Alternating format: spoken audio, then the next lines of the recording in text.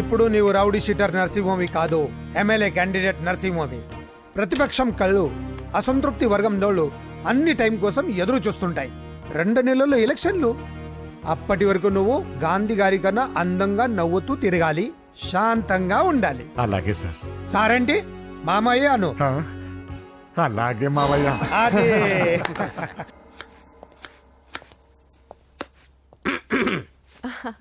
అంజలి, ఏం చేస్తున్నావు? కిచిడి నీకు ఇష్టమని. నేను అడిగింది లంచ్ గురించి కాదు, లవ్ గురించి. ప్రేమించడానికి 2 మనసులుంటే చాలు, కానీ పెళ్ళైన అమ్మాయి ప్రేమించాలి అంటే భర్త పర్మిషన్ ఉండాలి. అది ఎలాగూ జరగదు అంజలి. టమాటాలకు వస్తున్న కత్తితో నా గొంతు కోసే. నువ్వు ఇక్కడ ఏం చేస్తున్నావు? అదే హెల్ప్ చేస్తున్నాను. హెల్ప్. నువ్వు నాకు హెల్పర్వా దానికా? అంటే ఎవరికి హెల్ప్ కావాలంటే వాళ్ళకి చేసి పెడతా. పదా. అలాగే సార్.